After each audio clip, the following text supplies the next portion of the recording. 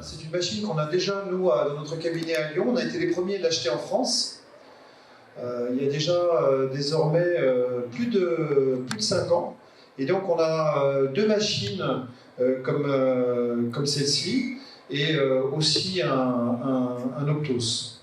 Donc on va rappeler un tout petit peu la problématique de la nomenclature concernant le champ d'investigation de ces rétinographes. Donc vous avez 2 repères. Normalement, selon la norme ISO, l'angle qu'on devrait prendre en considération, c'est celui à l'entrée de la pupille. Et le problème, c'est que beaucoup de fabricants utilisent un référentiel au centre de l'œil comme l'Optos.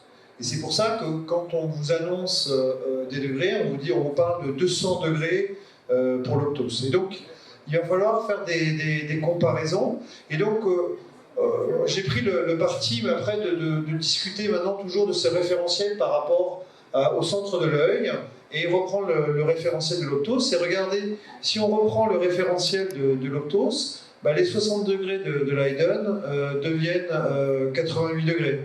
Les 135 degrés de l'Optos deviennent des 200 degrés. Donc on va partir sur ce principe-là pour pouvoir justement définir le champ d'investigation de notre rétinographie. Je vais rappeler une nomenclature qui est la nomenclature officielle, qui a fait l'objet d'un consensus qui a été publié dans Retina. Donc on considère qu'une imagerie est grand champ quand on a une image seule, centrée sur la fovea et qui s'étend jusqu'aux vortiqueuses incluses, et qu'on a une imagerie ultra grand champ quand on a une image seule qui s'étend au-delà des vortiqueuses. Et qu'on considère une image pan-rétinienne quand on a une imagerie de 360 degrés de l'aura serrata à l'aura serrata. Donc, la particularité de Leiden, c'est que c'est un confocal, mais avec une source lumineuse LED blanche et une source infrarouge. Donc on va avoir une vraie longueur d'onde de couleur, sans reconstitution de l'image, contrairement aux SLO classiques qui ont 3 longueurs d'onde. Et donc en fonction des modifications pathologiques de la rétine, par exemple un décollement de rétine va apparaître beaucoup plus verdâtre, et donc on va être un peu perturbé par ces modifications colorimétriques qui finalement s'éloignent beaucoup de ce que vous pouvez voir au fond d'œil. Donc le champ, c'est 60 degrés, mais c'est 88 degrés si on prend le référentiel de l'Optos. Et la particularité, c'est qu'on a un focus et un alignement qui est automatisé. Donc nous, au jour d'aujourd'hui, sur notre activité, on le fait à tout le monde en systématique, et en général, le patient n'est pas dilaté. D'accord ? Donc on se met dans le noir, même pour ceux qui ont des petites pupilles, et on arrive à passer chez tout le monde. Vraiment, il est très très très très rare qu'on n'arrive pas à passer chez un patient qui aurait une petite pupille, et même quand on se met à la pénombre. Donc, vous voyez, ici, ça c'est le fauteuil de la station de réfraction que j'ai, et donc moi je l'ai mis de manière perpendiculaire pour ne pas déplacer le patient. On tourne simplement le patient, et hop, comme ça on peut lui faire sa photo pendant qu'on tape sur l'écran de notre ordinateur. Et donc vous voyez, la mesure ça se prend complètement automatiquement après avoir reconnu la pupille.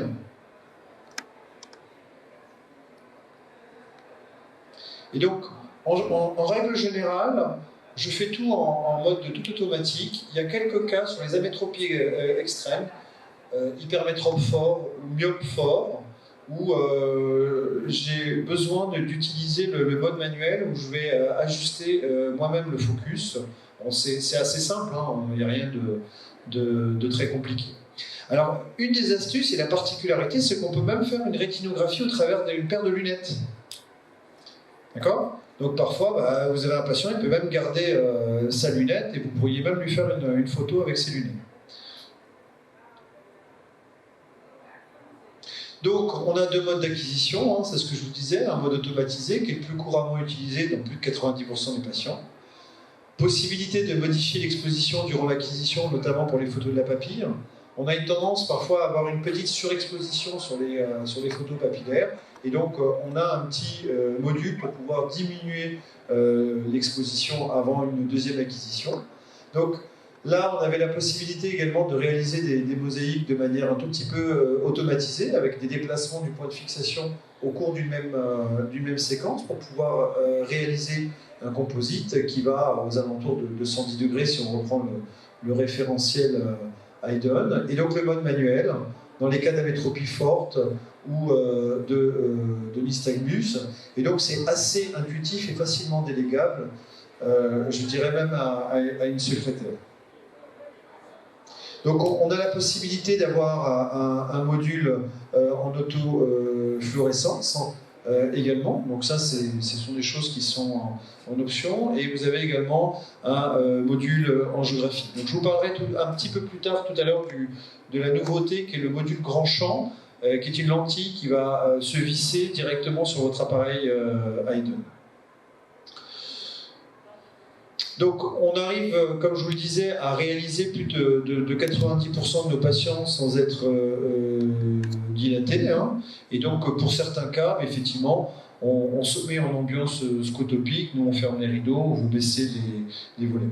Donc la particularité finalement de cette rétinographie confocale, c'est que ça nous permet d'avoir beaucoup plus d'informations que nos rétinographes classiques, où finalement le retour de la lumière se fait de manière un petit peu simultanée, avec beaucoup plus d'artefacts. Et regardez, c'est le même patient en rétino Canon de 45 degrés et le même patient en Haydn 60 degrés qui présentait une cataracte. Et vous voyez la différence de netteté entre ces deux images. Ici, des corrélations aussi dans des dégénérescences astéroïdes. Donc vous voyez en rétino Canon, on perd énormément d'informations. Et bien regardez, vous voyez, en Haydn, on a une meilleure visualisation de la rétine. Et vous voyez en Optos, avec le champ un petit peu plus large, on est encore plus gêné avec toute cette perte d'informations. Je l'utilise également comme un outil de dépistage aussi chez les enfants. Parfois, vous voyez un enfant qui a tendance à avoir des spasmes accommodatifs et on regarde sur la photo qui a été réalisée, puis vous voyez chez ce patient, ces jeunes patients, vous voyez, on a un focus aux alentours de 7 dioptries. Alors, c'est une précision qui est somme toute relative, d'accord? C'est informatif, c'est indicatif, mais quand vous avez 7 dioptries, voilà, vous ne posez plus la question, ce patient, il va bénéficier d'un sciacole. C'est un outil aussi qui est intéressant aussi pour analyser la fixation. Donc vous avez un point lumineux que le patient fixe, et puis vous voyez ici vous avez une croix, et cette croix elle vous indique la fixation du patient. C'est ce patient qui présentait une atrophie maculaire sur une dystrophie pseudo-vitelliforme, et donc ça va nous donner des informations sur sa zone de fixation, et on peut avoir d'autres cas ici, vous voyez, vous avez une atrophie, une démêlée atrophique avec une épargne fovéolaire, et on voit bien le centre de fixation du patient. Donc on essaie d'exploiter au maximum cette machine, et donc on voit très très bien les corps flottants. Attention, on est sur une imagerie confocale. Parfois on a l'impression que certaines tâches font partie intégrante de la rétine, mais le confocal a tendance un petit peu à faire perdre le relief que vous pourriez vous-même apprécier à l'examen du fond de l'œil. Les syndromes d'interface débutants, on les voit excessivement bien. Regardez ici tous les plis rétiniens, et on voit l'épicentre de cette membrane épirétinienne débutante en supérieur. Là aussi, regardez, ces membranes épirétiniennes, on voit bien cet aspect cellophane très caractéristique, très nettement au-dessus de ce qu'on avait l'habitude de voir sur nos rétinographes conventionnels et classiques. Regardez là aussi, membrane épirétinienne avec un pseudo-trou. Et regardez, quand on zoome, on garde une qualité d'information qui est juste exceptionnelle, avec ici l'aspect de pseudo-trou. Et la qualité d'information est tellement importante que parfois on s'imagine même de pouvoir se passer de l'OCT pour certaines indications qui sont tellement évidentes avec cette qualité d'information. Donc ici, c'était une patiente qui avait une membrane épirétinienne à la suite d'un décollement de rétine. Et donc on va pouvoir suivre l'évolution de cette membrane épirétinienne au cours du temps. Donc vous avez un mode qu'on appelle le mode Flicker, qui vous permet en fait de faire des comparaisons simultanées entre deux suivis. Et donc ça vous fait un recalage assez précis des vaisseaux, et donc vous allez pouvoir observer des moindres modifications, que ce soit hémorragiques ou vasculaires, entre deux visites. Un autre cas de suivi de membrane épirétinienne chez une patiente qui avait toujours conservé 12 dixièmes, et on a un suivi quasiment, vous voyez, sur 2 ans. Là, l'OCT en regard, avec une petite variation d'un petit DSNE par moment.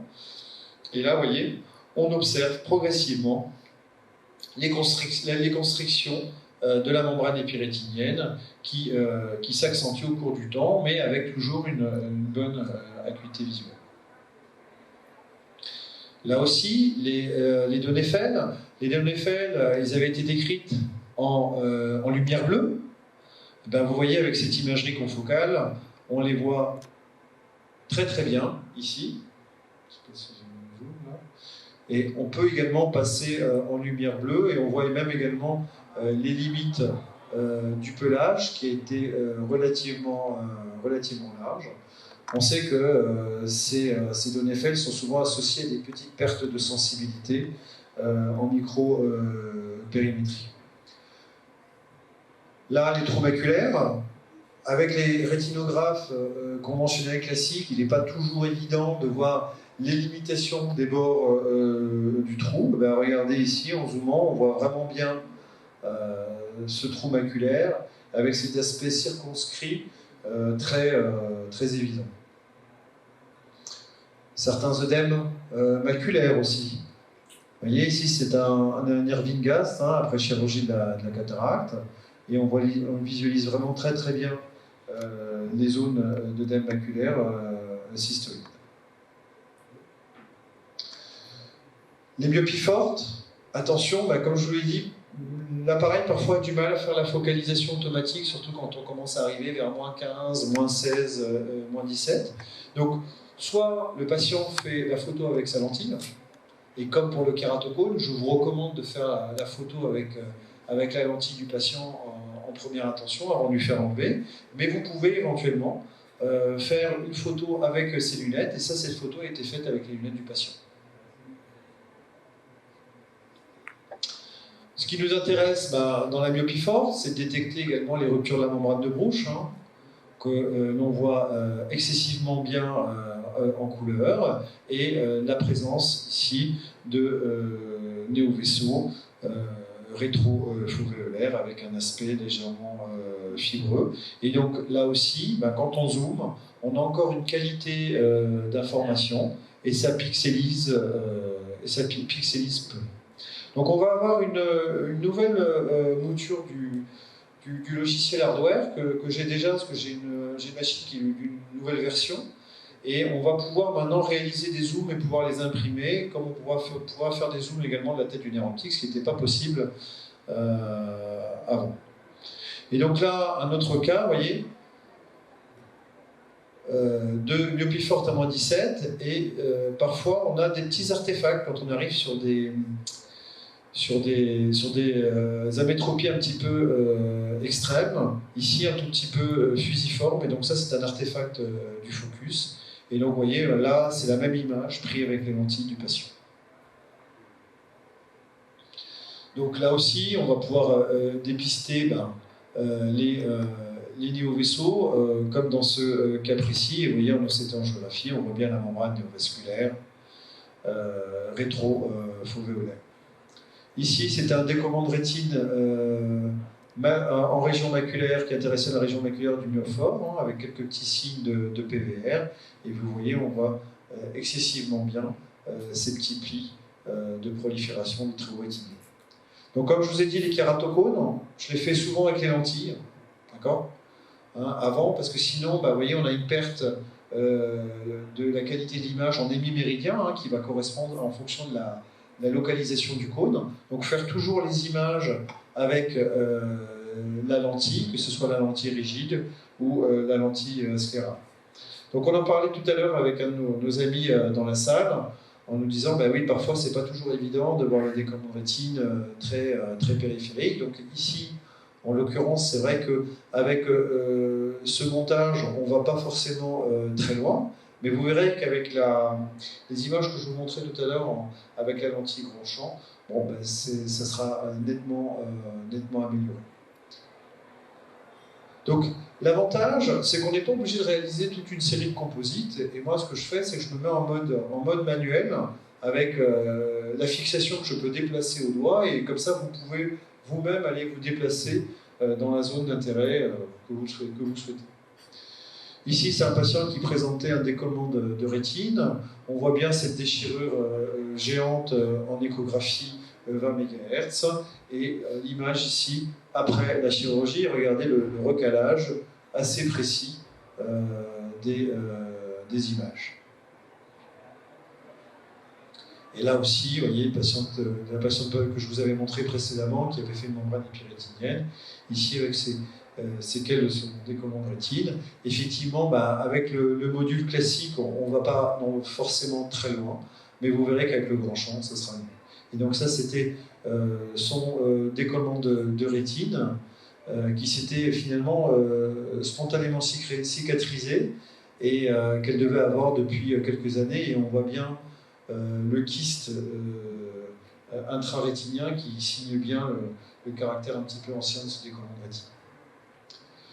Les drusènes congénitaux, là aussi, on les voit vraiment très bien, un petit peu en surface. Donc la particularité des drusènes congénitaux, c'est qu'ils ont une morphologie qui a des bords relativement abrupts. On les voit bien en OCT, et en rétinographie confocale, on va avoir également des petites lésions qui sont vraiment mieux délimitées que les drusènes classiques. Et donc ça, c'est des drusènes dominants chez une patiente qui avait moins de 50 ans. Les drusènes périphériques. Donc les drusènes périphériques, c'est une entité finalement qui est pas rare, hein, et on s'est rendu compte également que dans la DMLA, la prévalence de ces drusènes périphériques était excessivement importante, et donc ce qui nous faisait évoquer le fait que la DMLA n'est pas une dégénérescence du pôle postérieur, mais de toute la rétine. Donc parfois, effectivement, dans des cas comme ça, on voit des maculas où il n'y a strictement rien, mais on a des drusènes périphériques, et il n'est pas rare d'en observer, et plus vous vous mettrez à faire du grand champ, et plus vous en verrez. Ici, donc, les drusènes biliaires dans la DMLA, donc rien de particulier, des drusènes séreux, et regardez en zoom, on voit très bien l'information. Donc des drusènes un peu plus confluents au pôle postérieur, et là encore, regardez la différence entre notre rétinographe classique Canon et Leiden en termes de netteté. On s'était posé une question, même avant d'avoir Leiden, on disait finalement, pourquoi continuer à faire des rétinocouleurs? Parce que, bon, à part de temps en temps, il y a des hémorragies, mais je veux dire, l'information, on en a beaucoup plus au fond d'œil, et on avait des photos où, au début, on a toujours l'impression, quand on a son rétinographe, qu'il fait des super photos, puis très vite, on a l'impression qu'on a des photos qui sont vraiment de qualité très médiocre, parce qu'ils n'ont pas tous 20 ans, nos patients, malheureusement. Et donc, là aussi, un patient qui présentait des drusènes, avec un début de calcification, et regardez, on voit bien l'aspect réfringent de ces calcifications chez ce patient qui présentait des drusènes avec des migrations pigmentaires. L'atrophie, là aussi, on voit il y a encore une épargne fovéolaire, et regardez la différence entre la rétinocouleur à 45 degrés, Canon, l'Optos, et ici, Leiden. Donc vous remarquerez au passage les différences de colorimétrie entre les deux. Alors vous verrez que sur les nouveaux logiciels, la colorimétrie s'est encore améliorée. Et on a une colorimétrie qui va se rapprocher de la couleur naturelle de la rétine. Et donc là aussi, dans le suivi, on va pouvoir comparer ces éléments, vous voyez, avec le mode Flickr. Et donc on va pouvoir voir un tout petit peu l'évolution de cette dégénérescence maculaire atrophique. Ce qui nous intéresse finalement, bon, on sait que ça évolue, mais c'est la vitesse d'évolution. Quand c'est associé ou pas à l'existence de pseudo-drusène. Et nous, on a la particularité d'avoir pas mal d'études cliniques dans la rétine médicale, et notamment dans la DMLA atrophique. Et donc voilà, ça nous permet également d'aider à sélectionner ces patients qui pourraient être éligibles. Et donc là, c'est pareil, vous voyez, on va pouvoir suivre l'évolution de cette atrophie, vous voyez, sur 3 ans avec ce mode Flickr. Donc la DMLA exudative, quand il y a des hémorragies, les hémorragies, on les voit excessivement bien. Et comme chez le patient diabétique, on a des images qui sont juste extraordinaires. Et donc on avait une large lésion néovasculaire. Néovaisseau de type 1, regardez ici, on voit bien même l'arbre néovasculaire du néovaisseau en Haydn, lié à un début d'atrophie de l'épithélium pigmentaire. Et regardez sa visualisation de cet arbre néovasculaire avec ce signal de décorrélation, c'était en géographie. Encore, là aussi, les anastomoses, les hémorragies sont excessivement bien vues, avec ces aspects très caractéristiques et ponctués de ces anastomoses choriorétiniennes. Et on sait que spontanément, elles évoluent sur des lésions qui sont beaucoup plus larges, et ça, c'est une anastomose choriorétinienne plus évoluée. Donc parfois, on a des lésions qui sont un petit peu plus hémorragiques et qui doivent vous faire évoquer des vasculopathies polypoïdales, et notamment quand il n'y a pas de drusène sur l'autre œil. Et donc là, on a d'importantes hémorragies avec des décollements de l'épithélium pigmentaire. Alors, je vous fais une petite revue des dystrophies pseudo-vitelliformes, où on voit très très bien le matériel. Ici, des drusènes cuticulaires, avec leur aspect très caractéristique en ciel étoilé qu'on avait à l'époque, on faisait encore beaucoup d'angiographie. Et dans ces drusènes cuticulaires, on a des aspects de drusènes un petit peu en dents de scie qui vont s'associer volontiers avec des dépôts pseudo-vitellins. La dystrophie pseudo-vitelliforme, quand elle se complique par l'atrophie, qu'on doit différencier de la dégénérescence maculaire atrophique, parce que les bords de l'atrophie sont pas tout à fait identiques, et on a des bords où l'atrophie est beaucoup plus abrupte que dans la DMLA, et puis il y a l'absence de drusène qui nous fait évoquer ça. Les choriorétinopathies séroscentrales, avec leur coulée gravitationnelle, notamment dans les aspects un petit peu chroniques, vous voyez ici, on n'a pas forcément besoin d'avoir l'autofluorescence pour voir ces aspects de coulée gravitationnelle très caractéristiques de ces lésions. Ici, c'est intéressant aussi, c'est une jeune patiente qui avait fait un épisode de CRSC avec un point de filtre qui était sur son névus. Et regardez, elle avait 2 névus d'ailleurs. Et donc on avait ce petit décollement de l'épithélium pigmentaire en rapport avec sa première poussée qui était assez impressionnante. Et regardez, on a l'évolution avec l'involution au fur et à mesure du suivi de son décollement de l'épithélium pigmentaire, et la même chose également en Haydn. Et donc là, on a des informations supplémentaires par rapport à ce qu'on pouvait avoir auparavant. Et donc ici, en B-scan, on voit bien la quasi-résorption de l'épithélium pigmentaire. Donc la rétinopathie diabétique, vous en avez beaucoup ici, donc on ne va pas vous faire... on a vraiment des images qui sont magnifiques, notamment on a des patients qui dilatent très mal, avec des troubles des milieux. Et bien là, on arrive à avoir des informations qui sont analysables, interprétables chez ce patient qui avait des antécédents de PPR sur rétinopathie diabétique. Et là, regardez, quand on zoome, effectivement, on a une information assez significative par rapport à ce qu'on pouvait avoir sur des clichés classiques. Regardez ici, en couleur Canon, et j'ai pas fait exprès de les rendre moins bonnes, je vous rassure. Et regardez la rétinographie de ce patient diabétique et la qualité de l'information qui en découle. Et quand on zoome, c'est pareil. Ici, vous voyez, une patiente de 40 ans qui faisait une rétinopathie hypertensive, hein, avec des hémorragies en flamèche. On avait quelques petits nodules cotonneux associés. Des occlusions de branches, hein, là aussi on voit très très bien les choses. Hein, une OVCR avec toutes les hémorragies caractéristiques, des nodules cotonneux. Ça c'est un enfant qui a une maladie de Coates.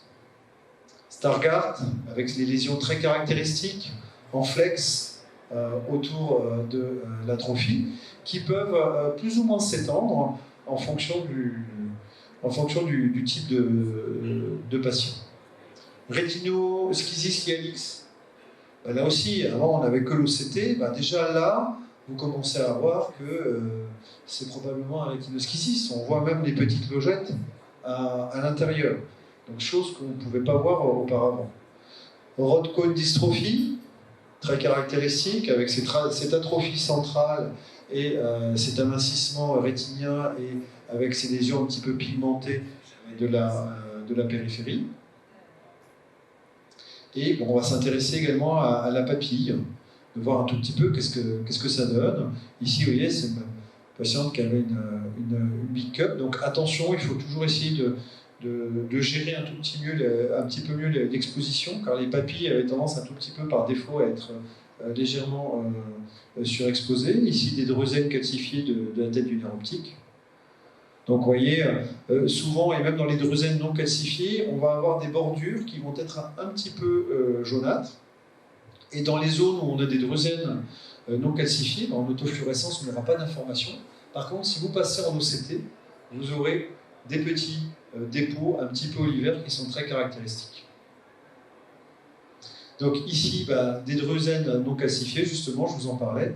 Et regardez, vous voyez, on a ces bordures un petit peu caractéristiques et parfois ça peut faire penser au diagnostic différentiel d'un œdème papillaire, hein, surtout chez l'enfant.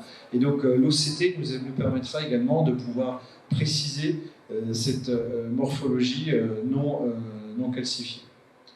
Donc on peut pouvoir également voir des déficits fasciculaires. Ici, vous voyez, on avait une petite hémorragie, on a un déficit fasciculaire chez une patiente qui avait un glaucome à pression normale. Et ici aussi, on arrive à voir assez bien certains des déficits fasciculaires, que l'on peut aussi bien voir également en mettant ça en lumière bleue, mais au final, c'est pas très contributif.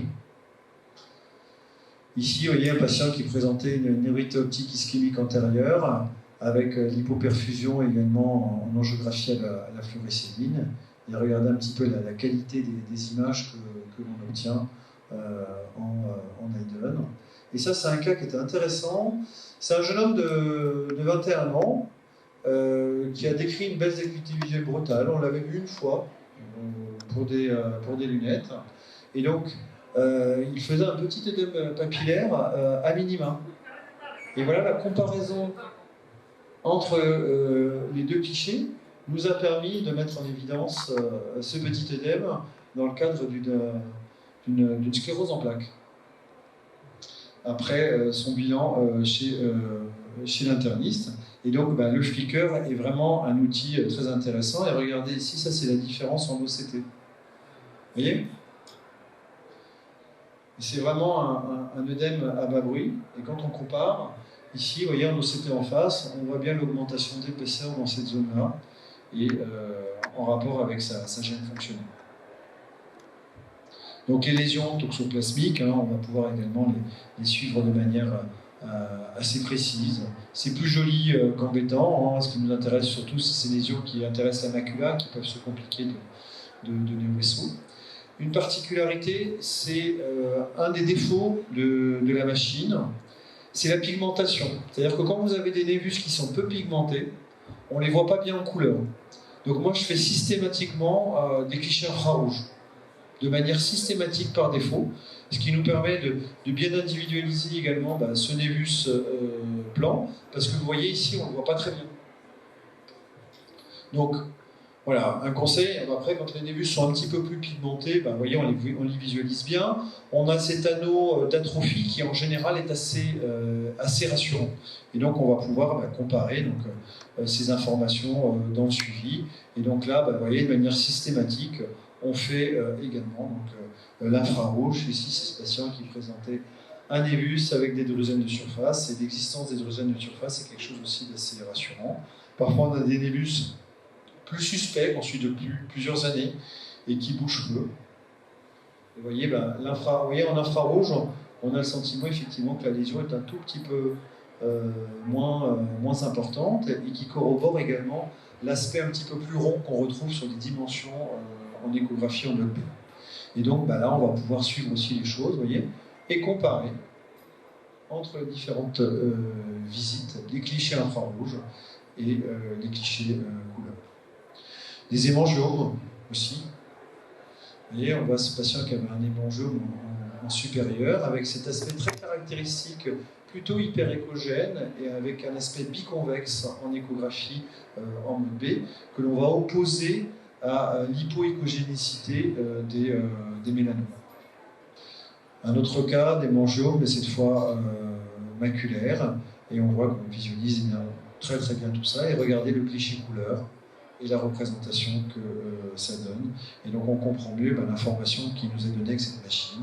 Les hypertrophies congénitales de l'épithélium, avec ces aspects un peu en porte-pièce de pattes d'ours, avec ces petites zones d'atrophie au sein de la lésion qui sont très caractéristiques. Ici, c'était un patient qui présentait une lésion qui était relativement périphérique, donc j'avais réussi à avoir aussi avec l'optose, mais en IDON aussi. Et vous voyez, ici, en optose, on voit bien que c'est une hypertrophie congénitale de l'épithélium pigmentaire. Donc là, maintenant, on a la possibilité, moi, ça fait à peu près 15 jours que j'ai essayé le nouveau module, on l'a depuis 15 jours en France. D'après ce que j'ai compris, en fin d'année, le module sera disponible au Maroc, hein, si je ne m'abuse. C'est quand?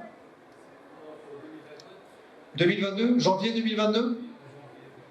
C'est 50% pour les premiers, c'est ça?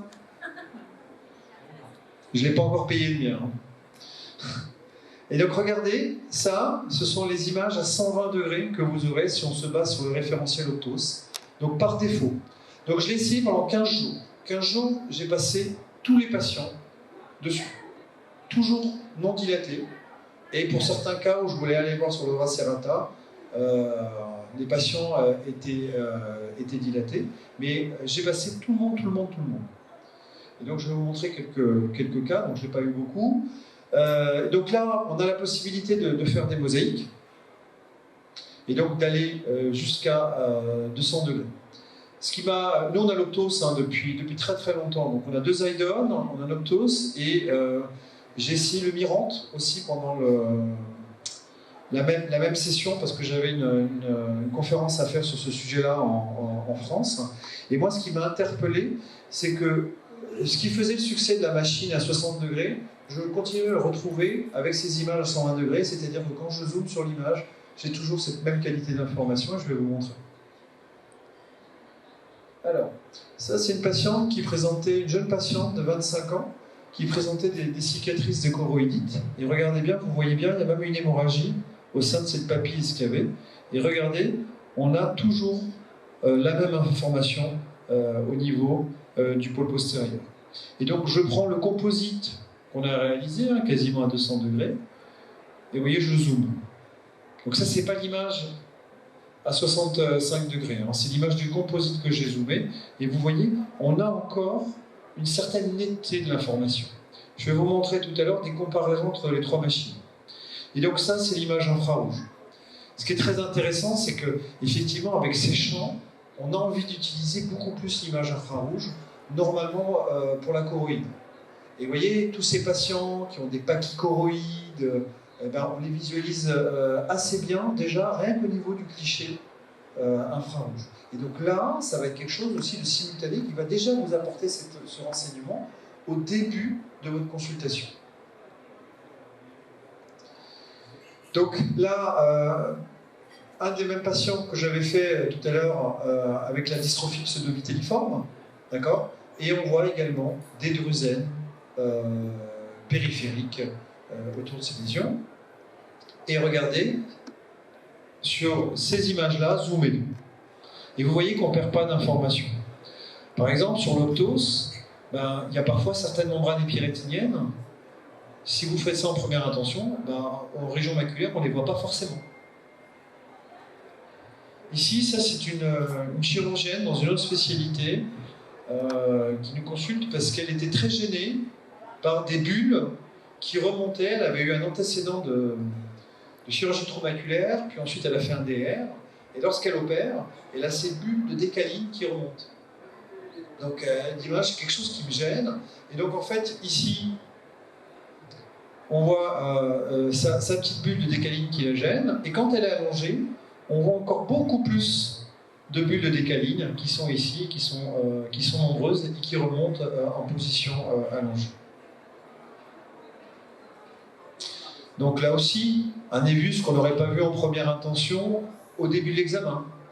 On aurait vu, bien entendu, dilaté. Donc là aussi, vous voyez, on voit qu'il y a une petite pigmentation, mais on fait systématiquement l'infrarouge, et donc on met en évidence cette petite lésion. Maladie de Stargardt, on fait l'autofluorescence aussi, avec cette fois des aspects de flex rétinien relativement circonscrits autour de cette lésion atrophique. Et là, regardez, ça c'est une jeune fille de 21 ans, et qui avait une palissade avec déjà des trous, et qui après le laser, vous voyez, on voit bien ces déhiscences périphériques, mais notez la netteté du détail par rapport aux images. Quand on a l'habitude de l'Optos, on est vraiment sur quelque chose de beaucoup plus net. L'Optos, on est obligé d'aller travailler les images pour accentuer la netteté de ce que l'on voit en périphérie, certes sur un cliché. Donc quand vous voulez voir ça, par exemple, juste une image, quand vous mettez en mode manuel avec le mode fixation, vous déplacez et vous arrivez dans votre zone d'intérêt de manière relativement facile, avec un patient qui est assis confortablement, le menton bien posé, alors qu'avec l'Optos, on est obligé un petit peu de tourner la tête, et c'est pas toujours évident, et on est gêné énormément par les cibles. Et regardez, quand on zoome un tout petit peu, les détails que l'on peut avoir. Ça, c'est un patient qui vient en urgence, parce qu'il voit des choses, des araignées qui se baladent. Et donc ici, vous voyez, on voit une déchirure, et on voit effectivement une hémorragie diffuse dans le vitré. Et donc on arrive à mettre en évidence cette lésion de manière assez simple. Ça, c'est une patiente qui présentait une rétinite pigmentaire, avec des atrophies qui étaient bien évoluées, donc elle a moins d'un 20e à chaque fois. Et ça, c'est la comparaison des trois appareils. Donc un patient qui présentait une maladie de Coats. Ici, vous avez une lésion qui avait été barrée au laser par mon épouse. Et donc, regardez, quand vous zoomez un tout petit peu les trois, vous voyez un tout petit peu la différence de netteté entre le Mirante et l'Optos. Voilà. Syndrome de dispersion papillaire. Hein. Chez un patient qui avait une acuité visuelle limitée à 8 dixièmes, et on voit bien l'importance également du staphylome.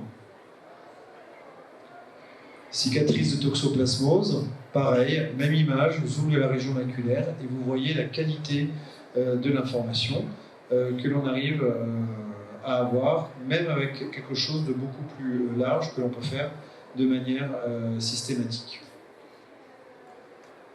Donc les drusènes périphériques, comme je vous l'ai dit, quand vous commencez un tout petit peu en ultra grand champ, vous verrez que c'est une entité qui n'est pas rare chez les patients, même en dépit d'absence de drusènes en région maculaire. Et ces patients qui présentent des drusènes périphériques ont des résistances à l'éblouissement qui commencent déjà à être ralenties. Donc, si on doit comparer un tout petit peu les avantages et les inconvénients, donc je me fais un peu l'avocat du diable. L'avantage, c'est que c'est confortable, c'est l'automatisation, focus, exposition, c'est délégable, on a une très bonne résolution, on a une vraie longueur d'onde de couleur sans reconstitution. Le SLO permet de mieux pénétrer en cas de trouble des milieux de manière très significative. Le mode flicker, ça c'est vraiment quelque chose que nous on utilise vraiment au quotidien.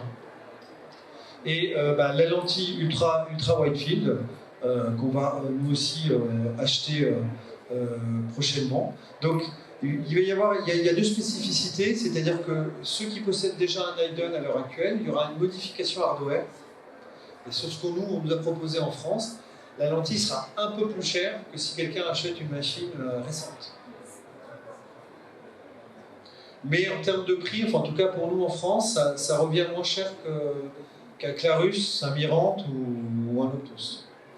Les inconvénients, ça nécessite de passer en mode manuel dans des très fortes amétropies. Certaines lésions peu pigmentées ne sont pas bien visibles en couleur et nécessitent l'usage de l'infrarouge. Et que le prix est supérieur à un rétino conventionnel. Mais globalement, vu ce que ça nous apporte, il y a un autre appareillage qui est intéressant aussi, qui est le nouveau DRS+, que j'ai eu l'occasion d'utiliser, qui a un design un peu futuriste, en termes qui ressemble un tout petit peu à des jumelles, qui est tout automatique, qui passe de l'œil droit à l'œil gauche de manière beaucoup plus rapide que l'Eidon, et qui a une colorimétrie qui est encore améliorée. Donc là, on est sur que 45 degrés, donc c'est un appareillage qui coûte moins cher. Mais j'étais assez bluffé par la qualité des images de cette petite machine et de sa vitesse d'exécution. Et donc c'est une toute nouvelle machine, je ne sais pas si... Vous l'avez le DRS Plus au Maroc? Oui. Ouais, d'accord, tu en as vendu pas mal, parfait. Et là, regardez, ça c'est une comparaison. Donc ça, c'était un cliché Eidon classique, hein, d'accord, c'est pas un cliché grand champ. Et la différence ici avec un Clarus, qui a une particularité normalement d'avoir une couleur qui est plus proche de ce que l'on pourrait voir au fond d'œil, mais qui illumine beaucoup plus l'œil du patient. Donc on ne peut pas toujours passer tout le monde en non dilaté avec cette machine. Donc en conclusion, de par sa résolution et son champ d'investigation plus large, l'Eidon pour moi est en passe de modifier le standard de la rétinographie conventionnelle de manière indéniable. Je pense que bientôt il y aura quasiment plus de rétinographie classique et que les critères également des études cliniques vont probablement changer parce que de toute façon il nous faut du stéréo et sur les nouvelles machines on va avoir du stéréo et je pense que ça va devenir très sincèrement un standard. Cette nouvelle imagerie apporte une véritable valeur clinique avec l'amélioration des détails visibles grâce à cette combinaison SLO et la source lumineuse blanche.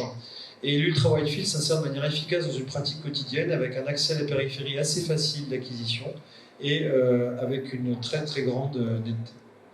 Et je vous remercie de votre attention et je suis à votre disposition si vous avez des questions.